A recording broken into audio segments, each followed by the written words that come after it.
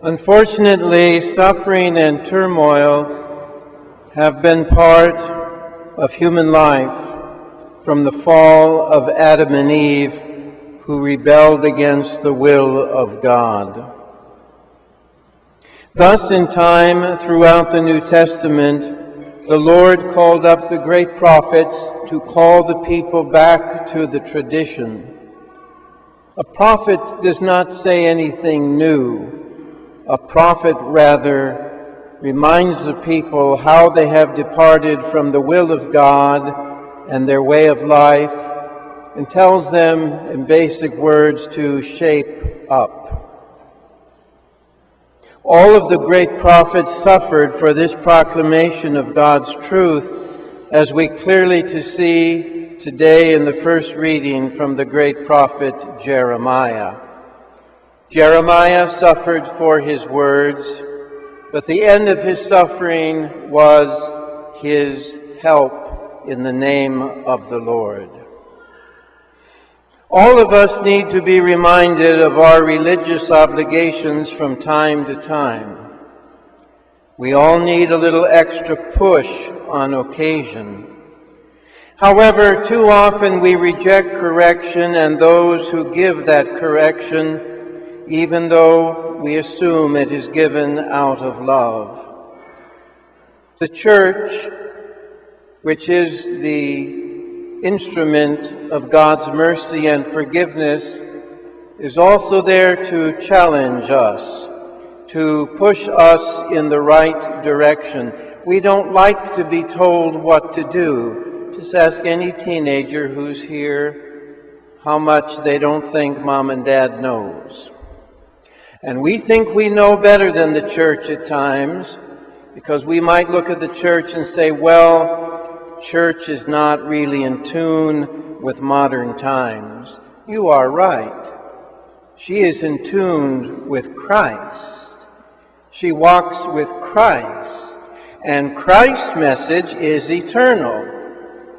It is objective truth based on the gospel, based on what Christ has taught, and taught authoritatively in our day by the Church's sacred magisterium, headed by the hierarchy.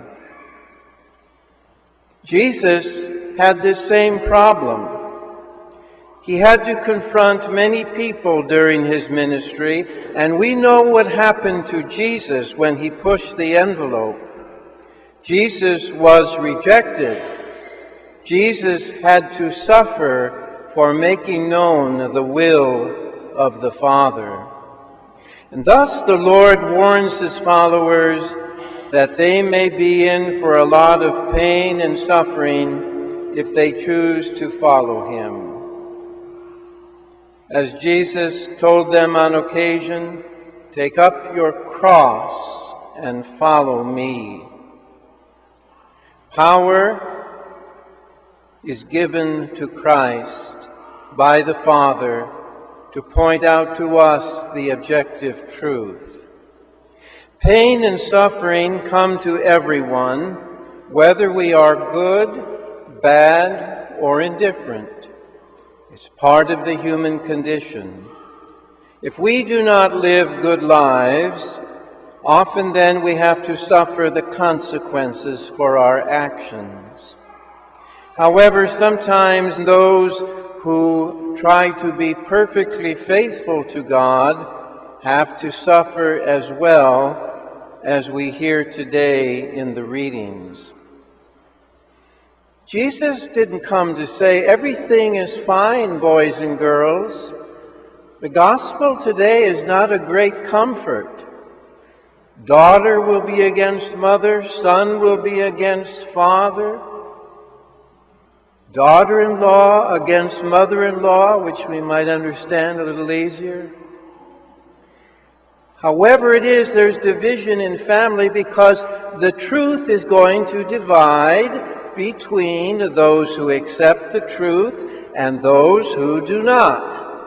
And those who do not accept the truth and those who do not fall in and accept the teachings of the church, for example, have no business coming to Holy Communion. Holy Communion is not an automatic thing where we walk up because everyone else is going. Priest assumes that the person is in good standing with God. It's not for the priest to judge unless it comes to him in the external forum. And then the church must step in and make correction, saying, this is wrong. This is contrary to God. You are eating and drinking unto condemnation, as St. Paul says, because you don't really believe in what you are doing.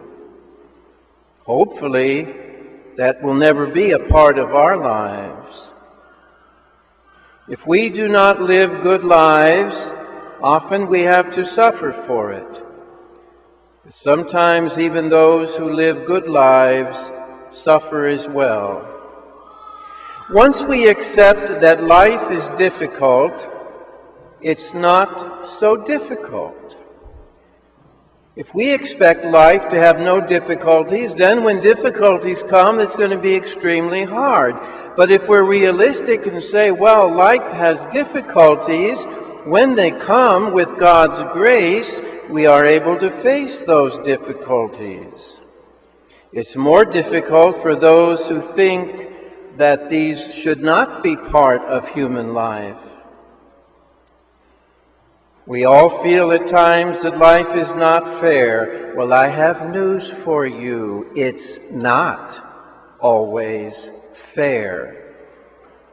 Anyone above the age of reason should be able to figure that one out without too much intelligence. We all feel that if we do what God wants, then God should do what we want. It doesn't work that way. Sometimes it does, because our will is in harmony with God's. But His will remains a mystery. And we cannot put God in a box and say, because I want it, you have to let me do what I want. I can't imagine a parent letting a child do whatever they want to do if they're worthy of the name parent.